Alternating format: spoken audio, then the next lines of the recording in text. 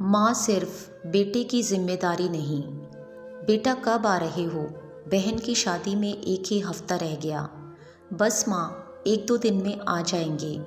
सपना और नवीन जी के एक बेटा रोहित और बेटी नीरू है। रोहित की शादी 1 साल पहले ही रंजना से हुई थी। दोनों दिल्ली में नौकरी करते थे। इस साल नीरू की शादी है, जिसकी तैयारियों में नवीन जी लगे हुए हैं। बीच बीच में रोहित भी शादी की तैयारियों का जायज़ा लेने आ जाता था। मम्मी जी, आपके या नीरू के लिए कुछ सामान लाना हो तो मैं लेती आऊँगी, आप बता दीजिए। रोहित के हाथ से फ़ोन लेती हुई रंजना बोली, नहीं बेटा, बस तुम अपनी तैयारी करके आना, यहाँ तुम्हें कुछ लेने का समय नहीं मिलेगा। मम्मी जी, मैंने तो हर फंक्शन में पहनने के लिए ड्रेसेस ले लीं, साथ में मैचिंग ज्वेलरी और चूड़ी सेट भी ले लिए।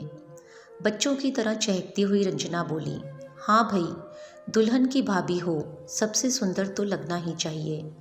चलो ठीक है बेटा, फ़ोन रखती हूँ। 2 दिन बाद रोहित का फ़ोन आया, पापा, रंजना नहीं आ पाएगी। उसकी मम्मी को मेजर हार्ट अटैक आया है।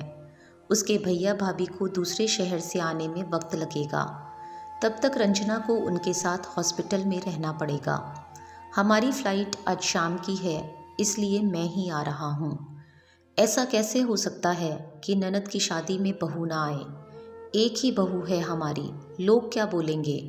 नीरू के ससुराल वालों को क्या कहूँगा? बहू का भाई देखे अपनी माँ को, ये उसकी जिम्मेदारी है। तुम बहू को लेकर तुरंत यहाँ पहुँचो। सुन रहे हो ना? नवीन गुस्से में बोले। तभी नवीन के हाथ से सपना ने फ़ोन ले लिया। रोहित, रंजना को वहीं रहने दो। इस समय समधन जी को किसी अपने की ज़रूरत है। रंजना रहेगी तो उनकी हिम्मत बंधी रहेगी। अपनों का प्यार, विश्वास हो तो इंसान जल्दी ठीक हो जाता है। लोगों की चिंता मत करो। उनके कुछ कहने के डर से हम अपनों को बीमारी की हालत में अकेला नहीं छोड़ सकते। बहू को कहना सब ठीक हो जाएगा, चिंता ना करें। सपना के ऐसा कहने से नवीन की नाराज़गी और बढ़ गई। तुम्हें किसने कहा बीच में बोलने के लिए? तुम्हें ना कोई जानता है ना पहचानता है। लोगों के सवालों का जवाब तो मुझे देना पड़ेगा। क्यों? क्या मेरे बेटे बहू पर मेरा अधिकार नहीं? और मैंने गलत क्या बोला?